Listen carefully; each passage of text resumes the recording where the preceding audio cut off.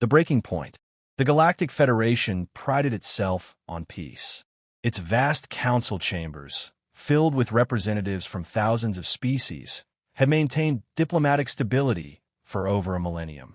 Wars were rare, and true acts of aggression were nearly unthinkable. This was, after all, a civilized galaxy, where disputes were settled through treaties, trade sanctions, and negotiation. And then the Xelari tested humanity's patience for the last time. For centuries, humans had been an anomaly among the stars. As a death-world species, hailing from a planet of extreme environments, apex predators, and relentless evolution, they should have been conquerors, warlords, the terror of the stars.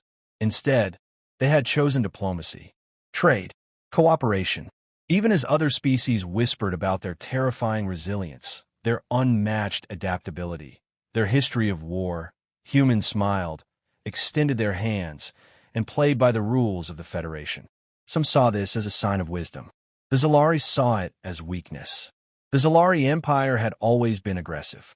They expanded through intimidation, bullying weaker races into vassalage, annexing planets with little resistance. Their war fleets were among the most advanced in the galaxy, and their warriors, covered in natural armor and bred for combat, had never been defeated in open battle.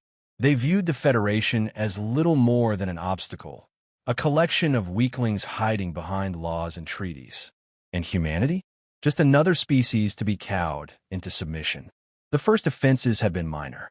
Trade disputes, border skirmishes, a few human freighters mysteriously vanishing in Xelari space. Humanity, as expected, pursued diplomacy, filing complaints with the Federation, seeking peaceful resolutions. The Xelari laughed at this. Then came the real insult.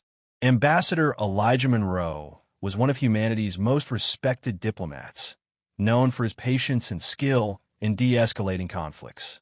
He had been sent to negotiate directly with the Xelari warlords, to find a solution before tensions spiraled out of control.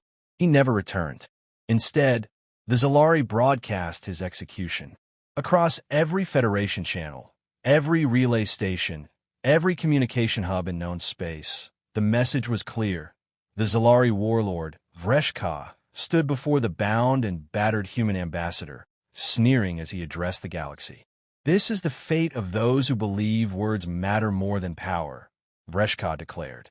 The humans thought themselves untouchable, protected by their treaties. We have shown them the truth. Their weakness is their downfall. With a single swipe of his blade, Monroe's life ended. The galaxy recoiled in horror.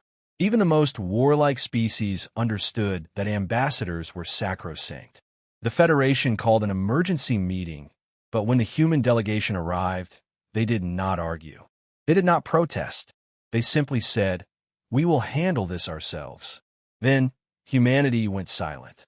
It was a silence that unnerved the entire galaxy. For centuries, humans had been among the most active members of the Federation, talkative, engaged, always present in interspecies affairs. But now, their embassies closed their doors. Their trade ships vanished from galactic routes. Their diplomatic channels went dark. The Xelari, emboldened, assumed victory. They began attacking human colonies on the outskirts of known space, wiping out settlements, enslaving survivors, and broadcasting their conquests as warnings. Still, humanity did not respond. The Federation pleaded with them to return to diplomacy. "Retaliation will only escalate matters," they said. "Surely, you do not seek war." To that, humanity answered only once. A single message was transmitted across every Federation channel, in every known language. It was short, simple.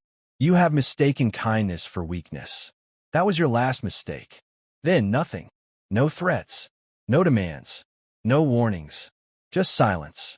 And in that silence, the galaxy trembled. The quiet before the storm. Silence had never been so terrifying. For centuries, humanity had been one of the most communicative species in the Galactic Federation. They were active in trade, diplomacy, and scientific collaboration. Even during tense moments, they always sought compromise, choosing words over war. But now they were gone.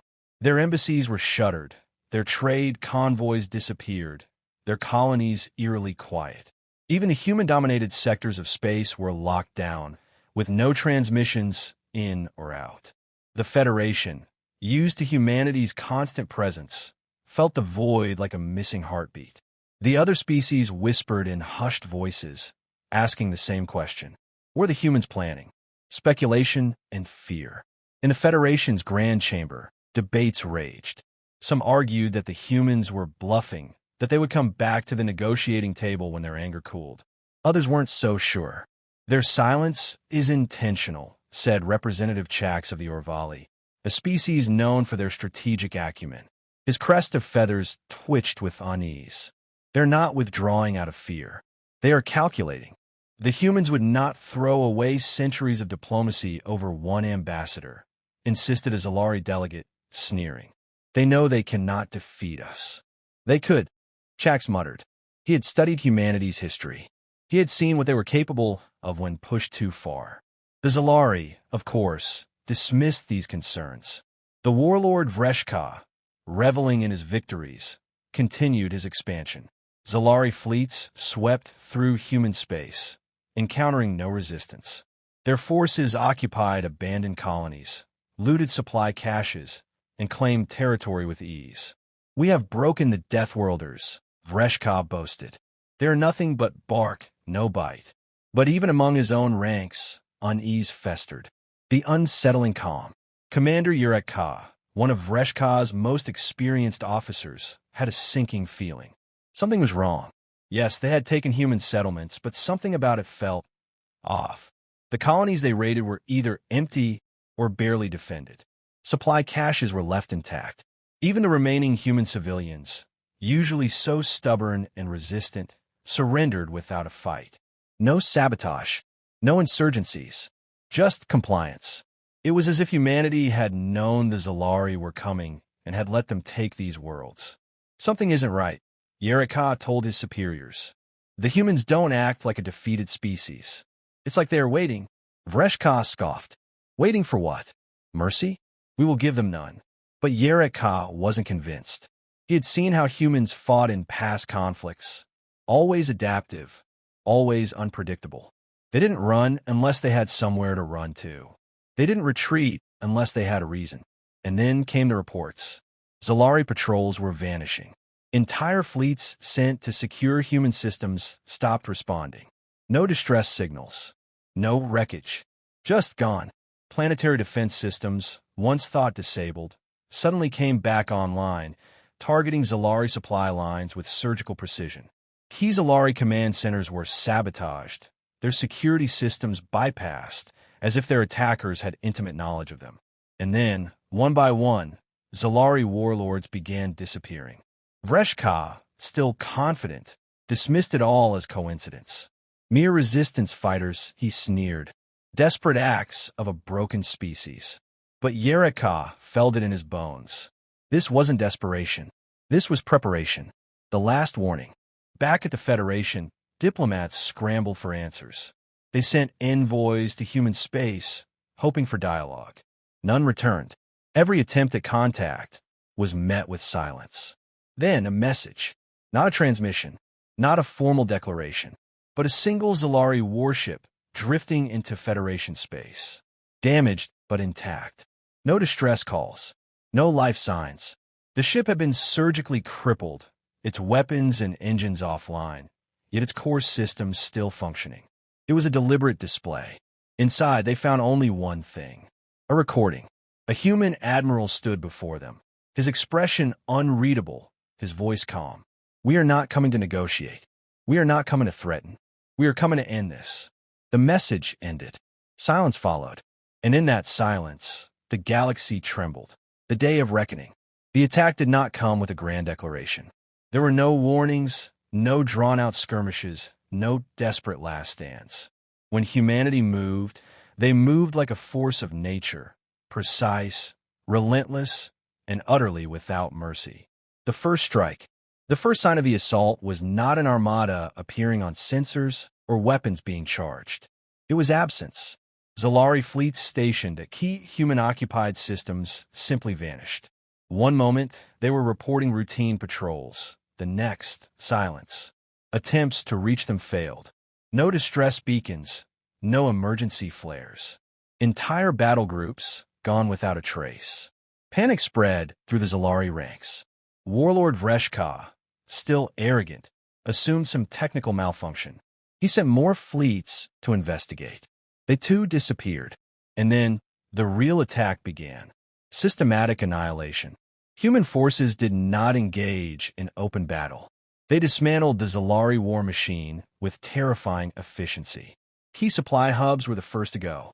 Xelari warships, cut off from fuel and reinforcements, drifted helplessly before being hunted down one by one. Communications relays, command stations, and shipyards were erased overnight, leaving the once mighty Xelari Empire blind and deaf. Then came the precision strikes. Human forces bypassed heavily defended strongholds and instead targeted the very foundation of the Xelari military, its leadership. Using advanced infiltration tactics, human special forces eliminated high-ranking officers, governors, and warlords, leaving entire fleets without direction. Warlord Vreshka, still confident, ordered a counterattack.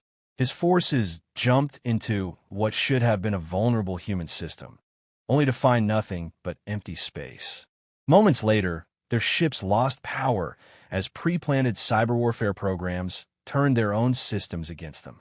Defense turrets, once Xelari-controlled, pivoted and opened fire on their former masters. Within hours, the entire fleet was reduced to drifting wreckage. Psychological warfare. For centuries, the Xelari had been the ones to instill fear. They thrived on brutality, enslaving weaker species, executing diplomats, and conquering without consequence. Now, they were learning what true fear was. Every surviving Xelari soldier who surrendered was spared, but they were sent back, marked with a simple message burned onto their armor. You brought this upon yourselves. Entire cities awoke to find their leaders missing, their military crippled, and human warships looming in orbit, unchallenged. They had expected conquest. Instead, they were left intact, but paralyzed, helpless, awaiting judgment. It was not extermination. It was domination. The fall of Vreshka. Cornered in his final stronghold, Warlord Vreshka refused to surrender. He stood in his throne room, watching his human strike teams cut through his elite guards with mechanical precision. When the last of his warriors fell, a single human commander stepped forward, weapon lowered. You should have let us be, the human said simply. Vreshka, for the first time in his life, felt true fear. The humans did not need to kill him. His empire was already dead. The aftermath. Across the galaxy, the war ended as swiftly as it began. The Xelari, once the most feared empire in the known universe, were shattered. Their warlords were executed or captured. Their colonies, stripped of military power, were left to fend for themselves.